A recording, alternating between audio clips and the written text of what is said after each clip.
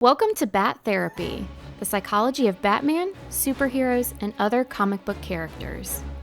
Be a fly on the wall or a bat in the cave, listening in on a friendship built out of a love for talking Batman, comics, and the everyday struggle to achieve mental health and happiness. We are your hosts, clinical psychologist Dr. Amelia Brown, and comic enthusiast and nerd aficionado Keaton Hopkins. This podcast is about providing education and understanding and is not a replacement for mental health treatment or support. If you're needing help, go to bat-therapy.com for resources. I'm so excited for today. Fun fact, we're talking Injustice, and we had this on the list for a while, and I kept bringing it up to Keaton, like, well, we have to do Injustice. We can't do Elseworlds and alternate realities without doing Injustice. And then Keaton kept saying we should do something else. And then one time I did keep putting it off. He kept putting it off. And then he was like, oh, well, what about Superman Red Sun? And I was like, okay, well, we should definitely do that one. But like, why do you hate Injustice? I essentially peer pressured Keaton into doing Injustice. And it's not that I hate Injustice. I think it's that I hate that how much people love Superman in Injustice. Like I love the Elseworld aspect, but like Superman is not to be looked up to in this one. And it's funny because people look up to his character in this? Of course they do. There's always that one person that wants every hero to become Frank Castle. I mean, there is a lot of like ethical, like what there's a lot of bad shit that he does take care of, but where's the line? Yeah. The whole thing is about where's the line. Absolutely. It's the what if scenario in this is what if Superman became a worldwide fascist and it's essentially what if the Joker for one day decided one bad day. That's all it takes. One bad day. I still need to read all those one shots that they did one bad day this past year. So the Joker essentially said, I was tired of losing all the time, so I decided to go after Superman. Yes. And in one day, not only does he end up killing his wife and unborn child, but he gets Superman to do it. And in doing so, Superman also destroys Metropolis. It's such an elaborate plan, too, and it makes me think about that ridiculous line in The Dark Knight with Heath Ledger's Joker when he's like, do I look like a guy with a plan? And I'm like, yes. Yes, you do. You clearly make several elaborate plans. You're constantly doing this. Yes. Ooh, what a conundrum. To bring on pure chaos, you actually have to be very organized and regimented. Oh, yeah. What a mind twist that is. Absolutely. And this one was even more elaborate because it's like, okay, they took Scarecrow's fear gas, laced it with kryptonite. I always forget that part. Put a nuclear warhead detonator and attached it to Lois's heart. So when Lois's heart stopped beating, it would set off the bomb. Like, honestly, I want to know what degrees Joker has that he just pulled all of this off. Like, that's true. And is he the one that in another storyline removes Catwoman's heart, or was that someone else? It was Hush. It was Hush. That was Hush. What is it with all the like heart stuff? Well, you know what? Everybody... At least Hush has the degree for it, though. Like that's true. Hush. That is very, very true. The Joker. You're very right. How did he manage to not kill her? And I mean, you could say, okay, Harley Quinn was there, but she was a psychiatrist. She doesn't have surgical know-how. Right. And so. Whatever. Yeah, it's just whatever. It is what it is. But it's so traumatic what happens to Superman, though, because like he thinks he sees Doomsday, and he's like, "Oh no, my wife, and I know she's pregnant. She's in the room somewhere," and he takes Doomsday and flies it up into space, and then it wears the kryptonite fear toxin wears off. Which, oh my God, what a drug, right? Like, wow. But yeah, it wears off, and he realizes that he mistakenly killed Lois. When her heart stops beating, it sets off a nuke in Metropolis. Yeah. And before all this, which I completely forgot, Joker just murdered Jimmy Olsen. Like, just killed him. I forgot about that. killed him dead. And so one thing I will say before we go on, Emilia Hmm? did great work reading the source material from Injustice Gods Among Us Year 1. I took the Cliff Notes version, Yep. and by Cliff Notes, I mean, my God, they changed a lot of it. And I just simply did a quick watch of Yep. Injustice, the movie. Mrs. Foster would have given you like a D on your test. Mrs. She would have Foster would have known. given me a D You had for. her, right? I absolutely did. I absolutely Yep. had Nancy So, Foster. May God rest her soul. oh yeah, she did die. Yep. So we both had the same English teacher, but different years.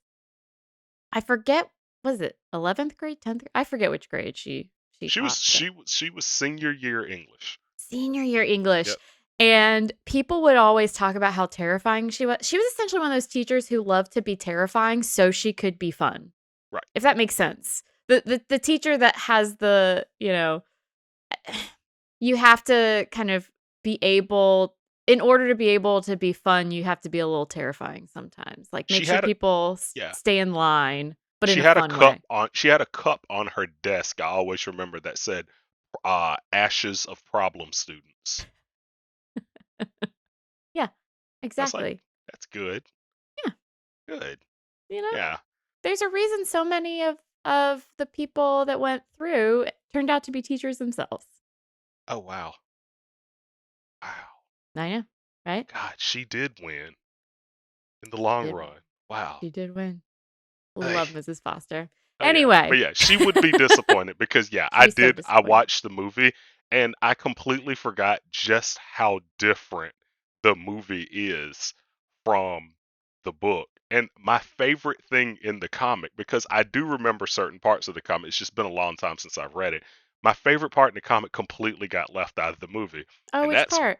when Superman, after Aquaman has mouthed off to him enough, Yeah. Superman decides, I'm going to take Atlantis and drop it in the middle of the Sahara Desert. And They leave that out? they left it out of the movie. That's not in there. In the That movie, Aquaman just says, I don't agree with you, Superman. And he leaves, and you never see him again. No, okay. So that's such an important part It of the is. It storyline. really Not is.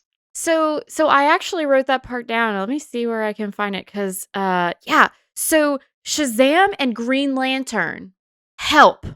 Mm-hmm. They help remove Atlantis from the ocean. And they do it even though it quote it did not sit well with them.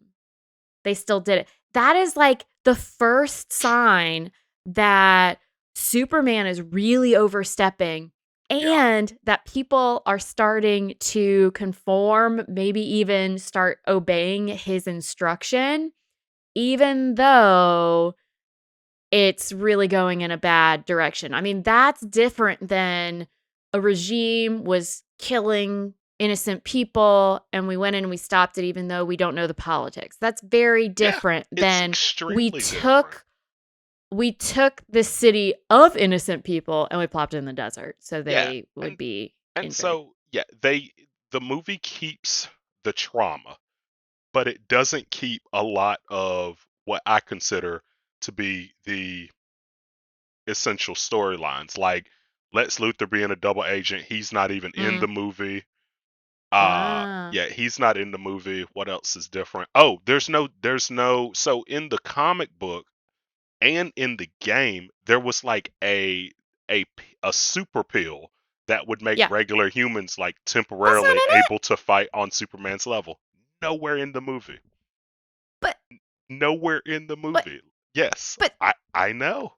I know. You're gonna have to give it a watch but just to be disappointed. I don't but I don't I don't understand how you okay. That seems to take out major parts of the plot doing that. It yes, it does, but they shift it. So yeah, they and we'll get into it Yeah. more. But yeah, it they changed it a lot. The comic I think is way better than Comic's the so good. movie. Okay, so asterisk. Okay, so when Keenan said that I read it, that is true, but we only agreed to talk about year 1, Yes. So which the I think there are first 12 issues, 5 years. I think there's either 4 or 5 years, but yeah, we're covering what the first 4 the first 12 issues, and then there's an annual. Yeah, so Injustice Gods Among Us Year 1 is what Hmm. we agreed to cover. Right. The story peters out over time. You could really focus on Year 1, and then Year 2 kind of lets you see where things go because Year 1 ends on such a doozy. Yes, because I want to say the game takes place 5 years after the event, and I so think you're right. the comic was all about like Yeah. And so bridging the I have gap not in played the between there. video game. I think you tried, but it wasn't that great. I just couldn't. Yeah, I couldn't get into it. It was by NetherRealm Studios who did Mortal Kombat, and so the fighting in it is very similar to Mortal Kombat without the gratuitous fatalities, which I feel like you need if. But whatever. I digress. But yeah. Anyway, gosh, So I'm all over yeah, the place with this one. but the Um, thing, yeah, we got a little info from all of the different. Okay, so you could, if you didn't want to commit to reading Year 1, you could watch the movie, but just keep in mind that Keaton and my former senior year English teacher would fail you. right. That's true. That is that's very, very true unless you knew the proper loopholes. Um, so that being said, so one thing they do keep in the movie that is also in the comic is what happens immediately after this traumatic event Mm. happens to Superman. Because the thing is, and this is one thing that I thought about with this podcast, as soon as this happens, Superman does not have time to practice any mindfulness. There's no there's Well, no like I well don't know if I agree with that. or does he practice mindfulness and just come to the wrong solution? So I would argue that mindfulness, especially if you've been practicing, it can be a few seconds. And if you have super speed, it can be ridiculously shorter than a millisecond. Super mindfulness. Mhm, I never thought about this being mhm, mhm.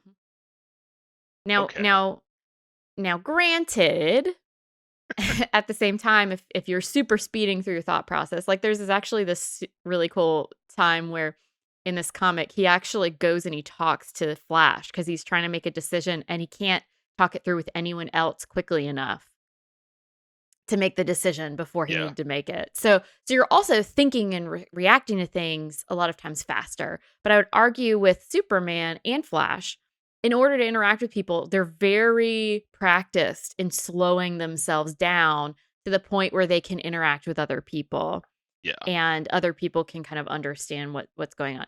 Now granted this kind of traumatic situation and stress, yeah, it's going to be a lot harder to give yourself that pause. But yeah, he goes straight into action mode pretty much. And the thing is, like I what does happen next is what catches your eye. Like it will be very hard to put the stop watching the movie or put the Mm, comic down once the next scene transpires because he goes to Gotham and he in gratuitous fashion murders the Joker.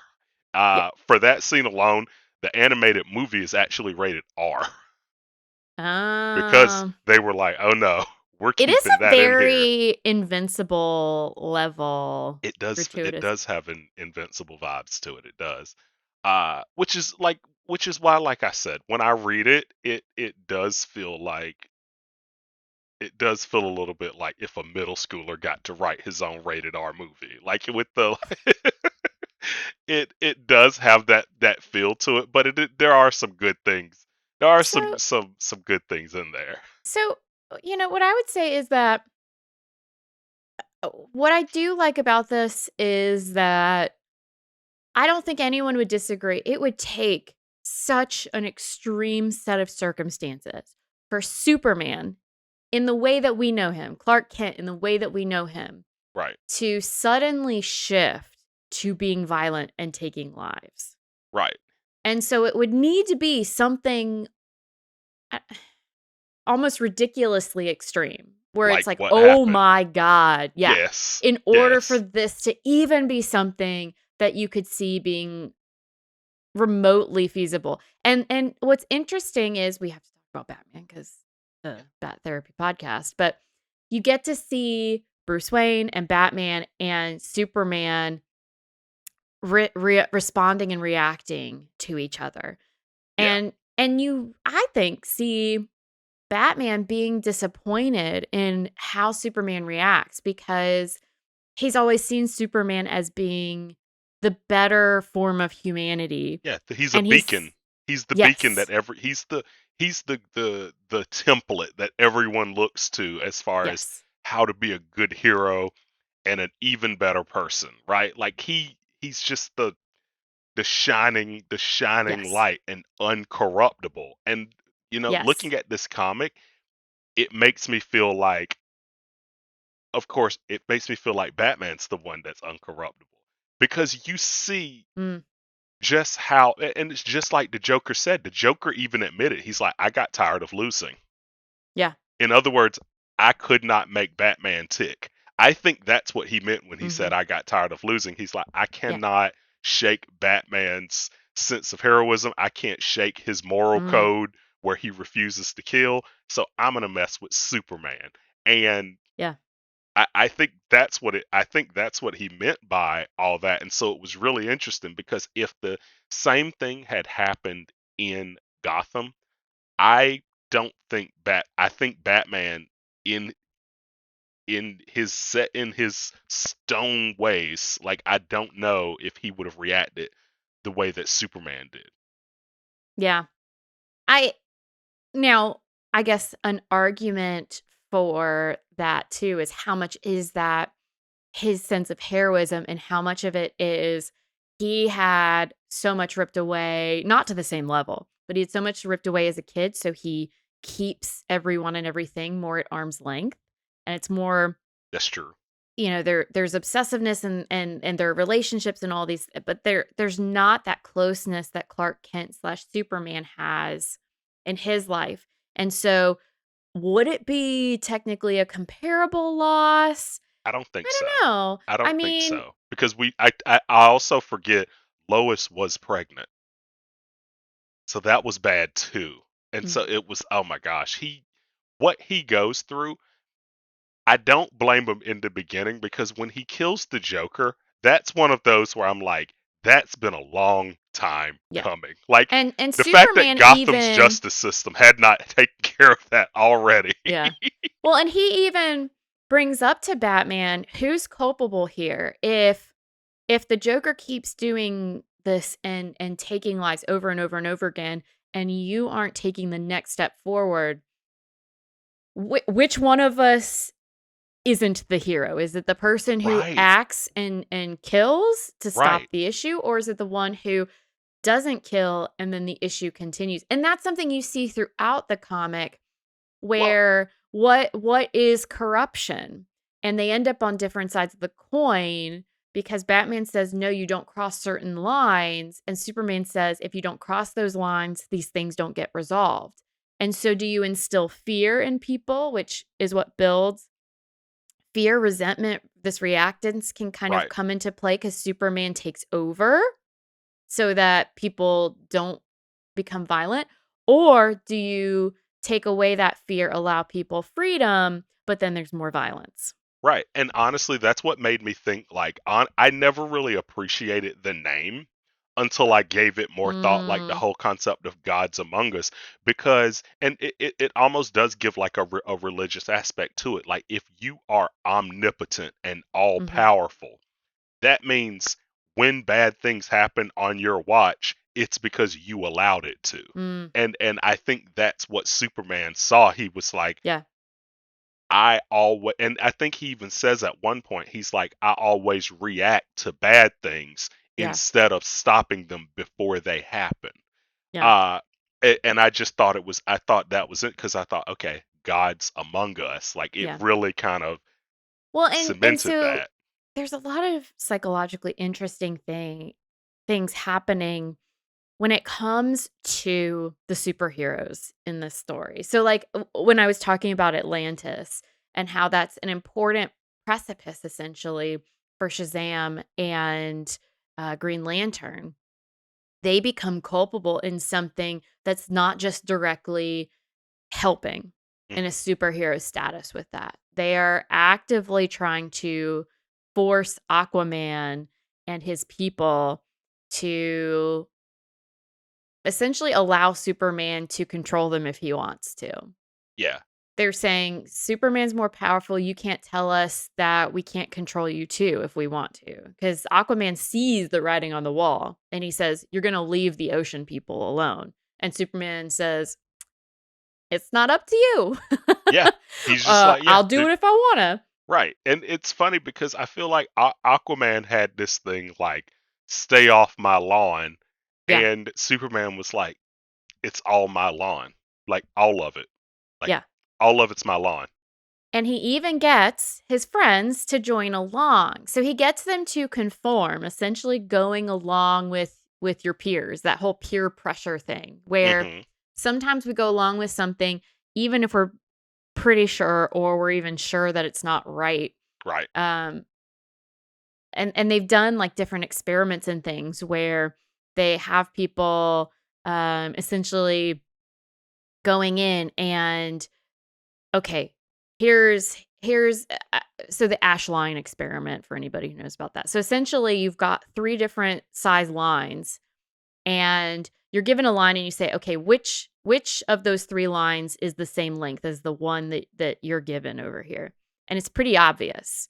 But then you have other people in the room that give the wrong answer. They all give a different answer together. Okay. And so then what do? Do you go along with the group and you give that answer that's wrong, or do you stick with your right answer? And they found that a lot of people would give the wrong answer. That's really, so it's almost like a hive mind mentality kind of thing. Yeah, it's do I conform to the people around me? And a lot of times, um, if everyone's in agreement except for you, a lot of times you might question yourself. You might question yourself and hey, maybe they know something that I don't know. Hmm.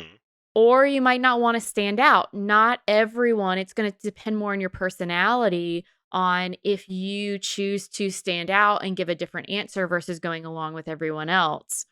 And, oh, And sorry. so, yeah, so here you have these things. So the interesting thing though is there's conformity, so you conform to your peers, and then there's obedience where you go along with someone who has a higher status or more power than you. And that's what I was gonna ask because I'm like, the people that are following Superman, I'm like, is it because they Exactly. realize He's there's the most powerful. right, Yeah. he's the most powerful.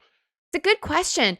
It in the in the beginning, so Joker says something about Superman essentially having the delusion that he's human. And he uses the term delusion.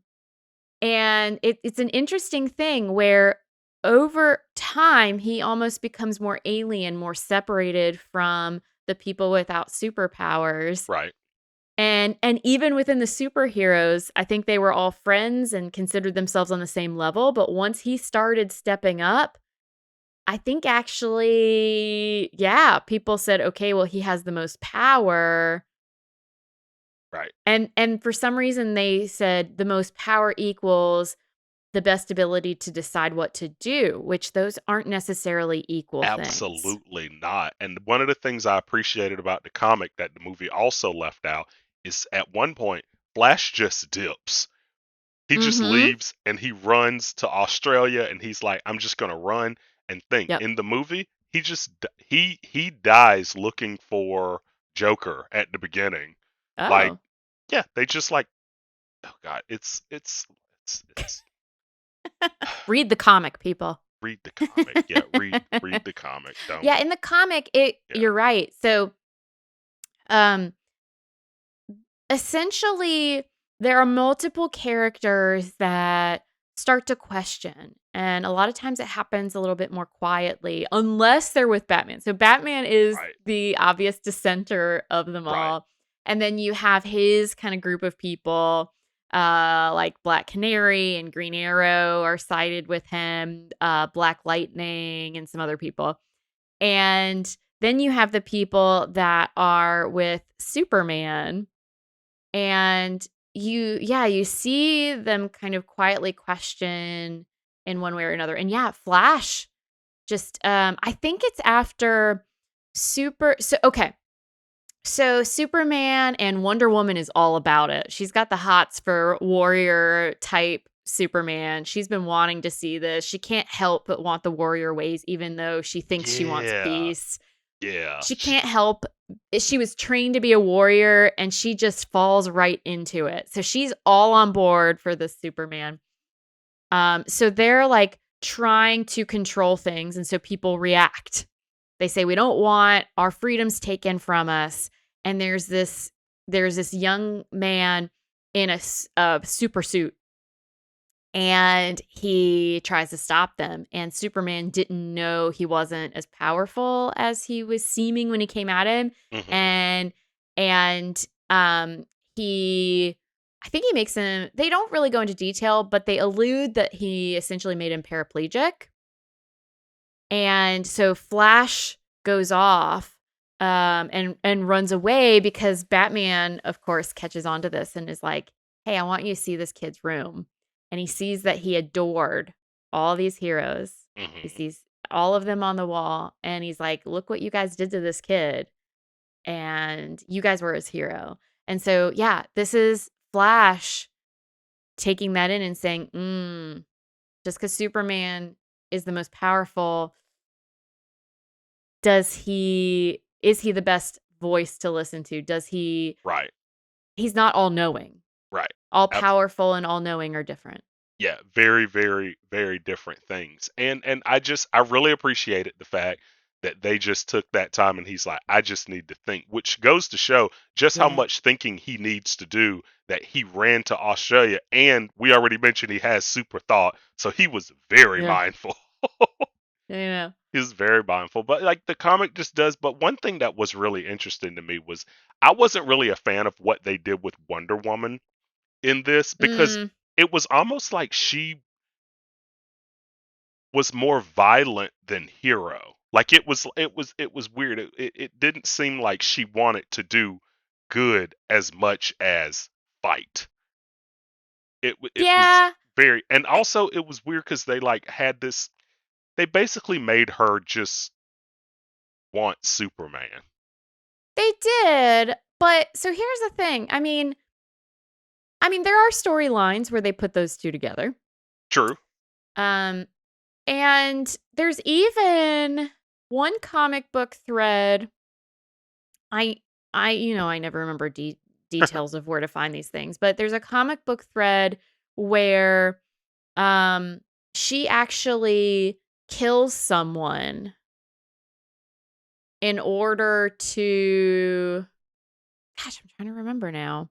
I think he was gonna reveal people's identities, or I can't remember, but it was one of like a really serious bad guy and she ends up killing him. Oh wow. And then, yeah, Superman, Batman have to decide how they're gonna be with her after that. Batman is, not thrilled. I'm Of sure you course can not. guess. But He so never they is.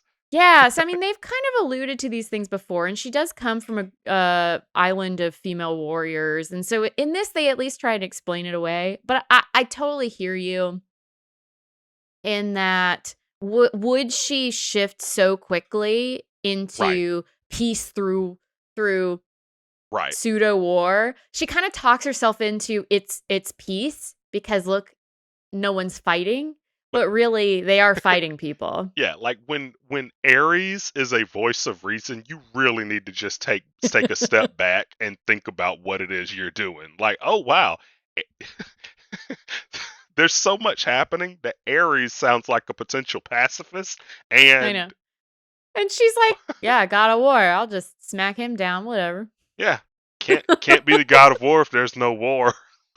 It's like, That's basically what she says, and "Oh my god." it's really funny the way it happens. But yeah, Superman just kind of goes, uh he just kind of goes like, he I'm gonna say he overcorrects, because honestly, had had he stopped right after the Joker, Mm, right after killing the Joker, no one would have thought twice. Well, no one Batman would have, but other Batman than him. Batman would have, but everyone else would have been Gotham would have been relieved. Yep. Gotham would have been when if Gotham saw, oh, by the way, y'all, Superman killed Joker today. Not a single person in Gotham except for Harley Quinn would lose sleep. Not a Yeah. single, even the other villains would be like, oh, thank, okay, He did like, cause everyone a lot of problems. right, he Yeah. causes everyone problems. Like Yeah. Yeah. he's Yeah. just Yeah. he Joker's the worst. He really is the worst because even if you are working alongside him, it's like, nope, this isn't gonna go well. This isn't gonna like There's a he's 50-50 shot I am going to be dead. right. He's such a loose cannon. And so when that happened, it was one of those things like, oh wow. A- Mhm. And then you realize, oh, this is only the beginning of the second issue. This is gonna be bad. Yeah, yeah. And I think that's the point that they're trying to have here is where are your checks and balances? How do you know who gets to decide? How do you know when it's time to act?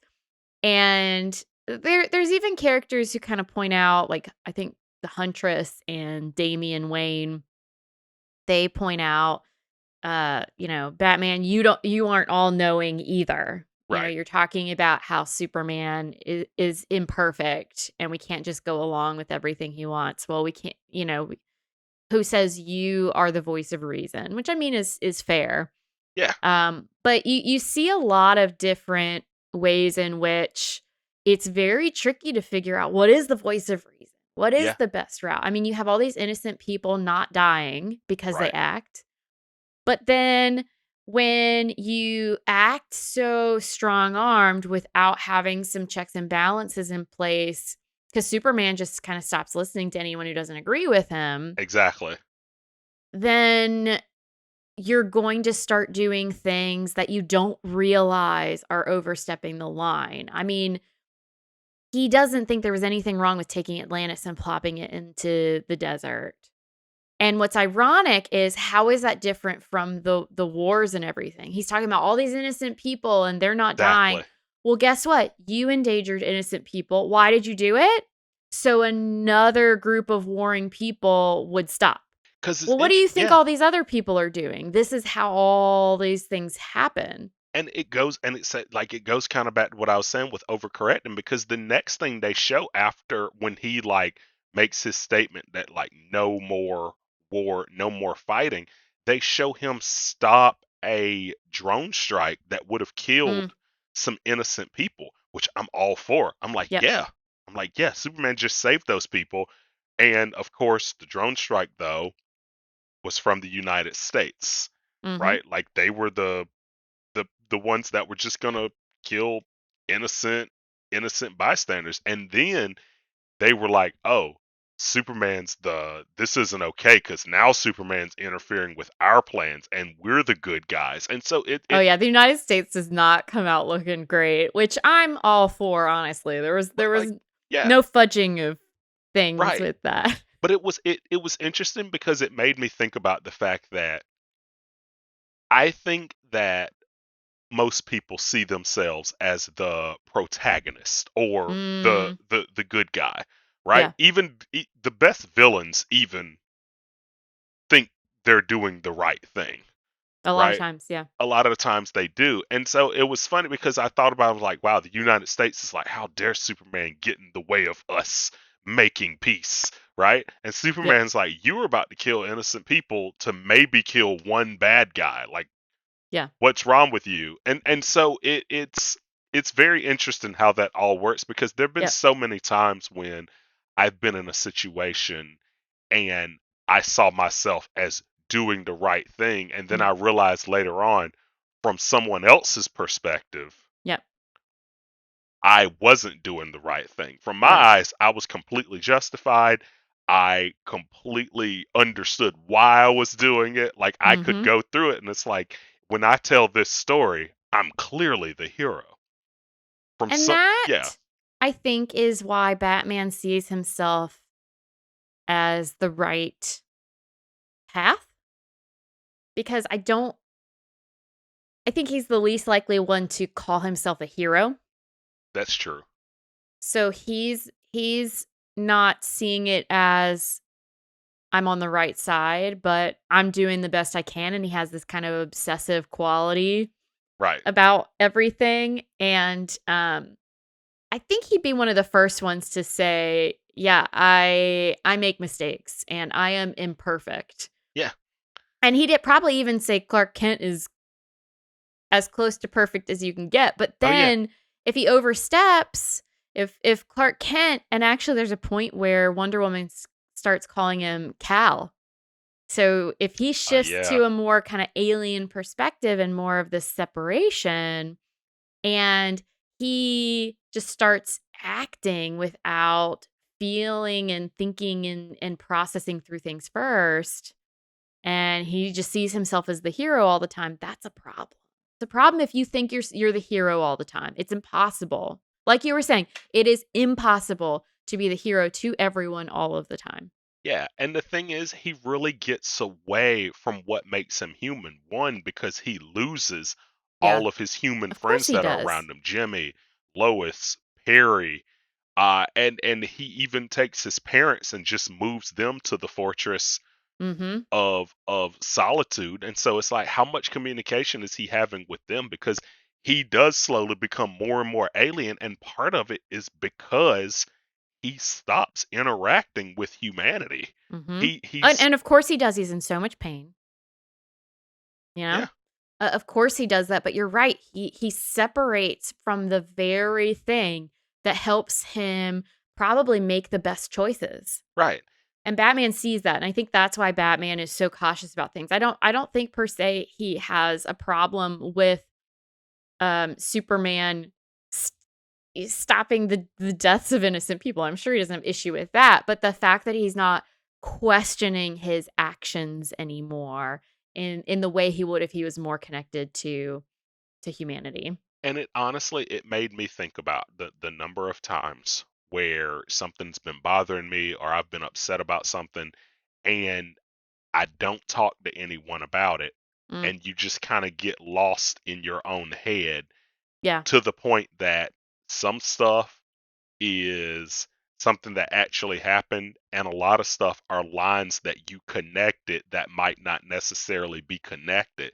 And Mm, I feel like it's only when you do talk it out with someone that you realize, oh, I might have been thinking about that yeah. the wrong way. Like and And it's good to stay he connected with someone, I and think. he feigns he feigns allowing for that. He Yeah. fakes it. So, Superman, he sits down with the leaders of Israel and Palestine, and he essentially says, like they're little kids, no one gets to leave this room until there's peace. And these are really complicated, centuries old issues that are going on. And and so it seems like Superman is saying, "We trust you guys to figure this out." But there's actually a threat at the end of it where he's like, "Or I will do it for you." Right. It's And so so different. really, yeah, that's different. And it's like S it felt like a kindergarten classroom when two kids are fighting with each other, and it's like both of you need to work this out or neither of you are going to go to recess. And it's Yeah. like they've been at war for 1,000 years. Like you Mhm. can't just put two people in a room and tell two societies that have been at war with each other to work it out unless it's under penalty of death, right? Like Yeah. and it's And like you and don't see that you're the villain here.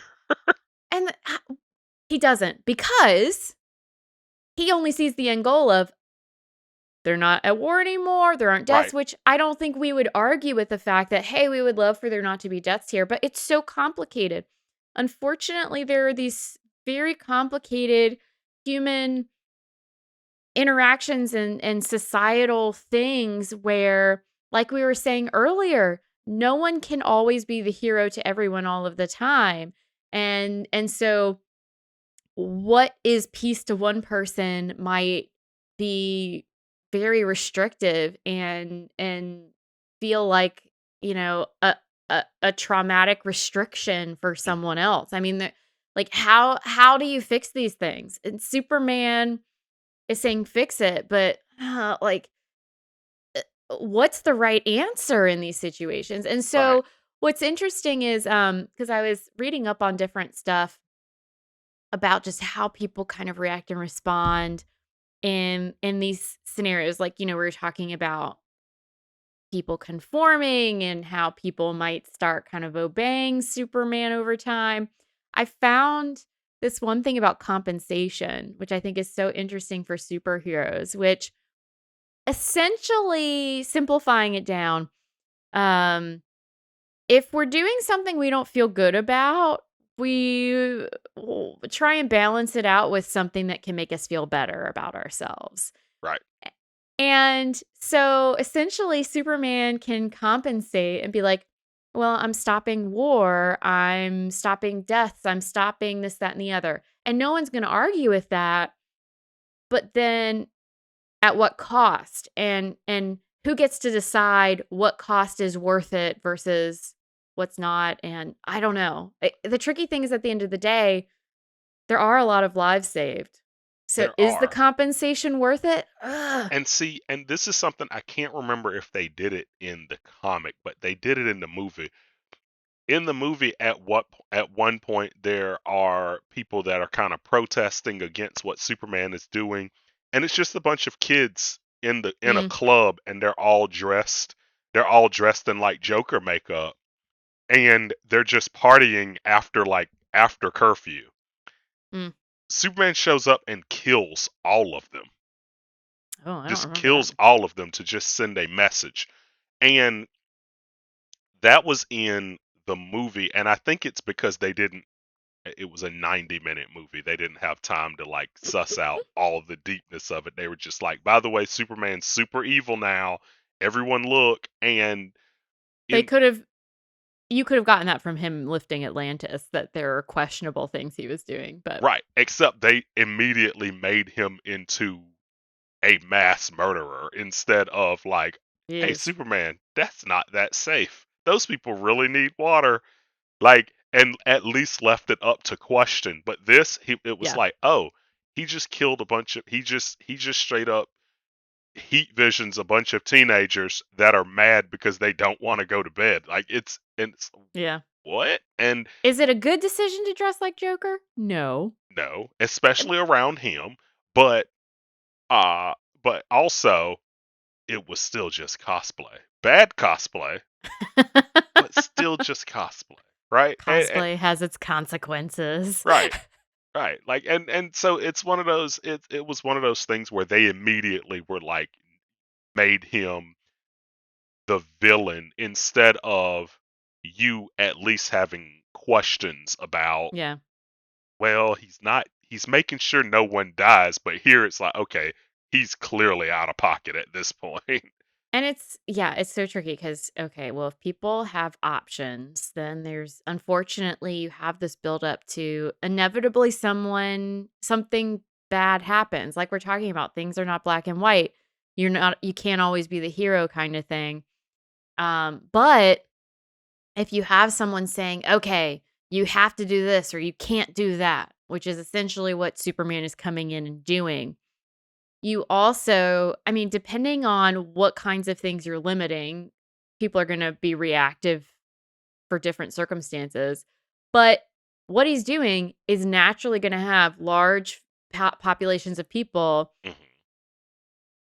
essentially feeling threatened and therefore reacting and not wanting to lose their freedom to do certain things. Right. And so I think he expected people to just be okay with it.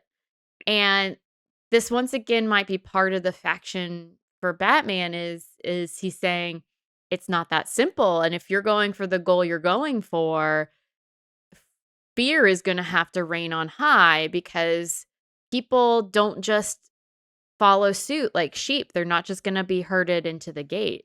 Yeah.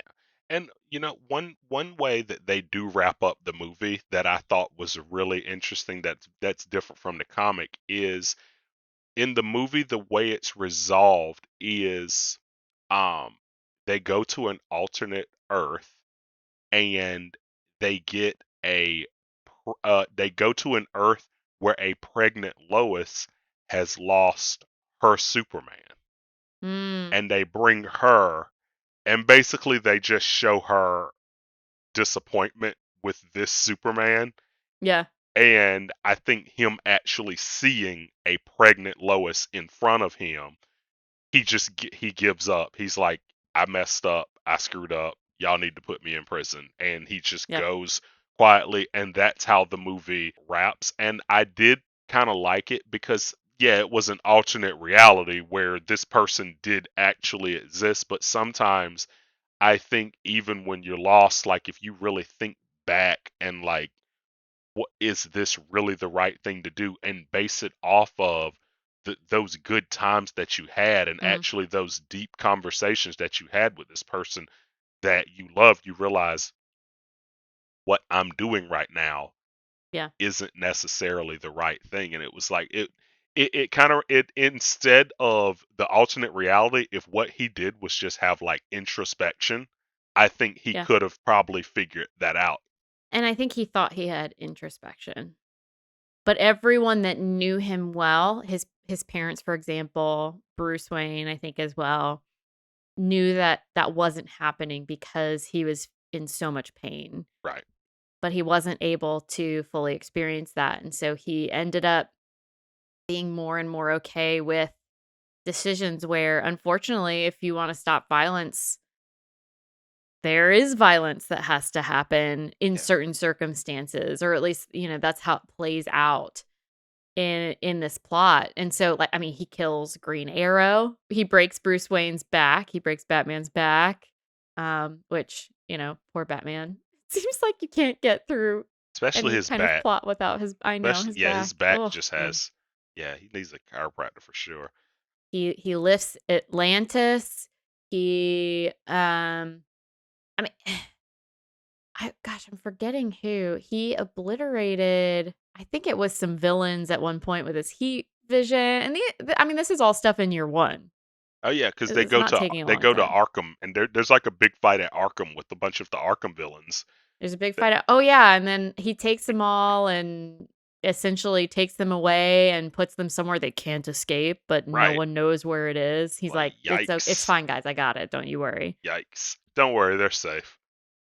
Wink. So, yeah, I mean, there's a lot of stuff that he takes control over. So you're right, that introspection doesn't happen. And so it would take a shock like that It, because yeah. no one really breaks through to him just because of how painful it was. And honestly, that's one thing that's interesting too, because I still feel for this Superman because you think about what happened to him. It is hard to get grounded in reality when there's that much pain. That And when you have yeah, something that horrible happen and you have the power of Superman, right, I mean, who wouldn't use it? right. I don't know. It'd be very difficult. I'm not After saying that, punch a heart punch through Joker's heart necessarily, but just generally, who wouldn't use those powers to, I don't know, make some sort of big change from there because you have the ability to do something big. Most of the time, everyone's struggling when something so terrible happens because they see how powerless they are. But instead of acknowledging that even though he's powerful, he's also powerless in certain scenarios, yeah, he is instead isn't allowing himself to feel that powerlessness and acknowledge that even he can't control everything, and he goes out and he controls everything yeah, around him. but even then, it doesn't work. It doesn't work. And yeah, you really feel for him. It's a it is a good story. I'm sorry we put it off for so long. It is a good story, Amelia. It's okay. Do we have a mindful nerd moment? Yeah, so what I was thinking of doing was something a little bit lighter. So we didn't really talk too much about it, but there's this really fun subplot. I don't know what it is about these like side bits in comics, and a lot of them including Harley Quinn and just being so fun. But essentially, so Harley Quinn was helping Joker when all this went down. Mhm. And so the Joker gets murdered in a not so great way. And Green Arrow essentially goes and gets Harley Quinn and hides her because he's essentially trying to help Superman not keep killing people. Right. So he's like, we don't know what's going to happen, so let's hide her.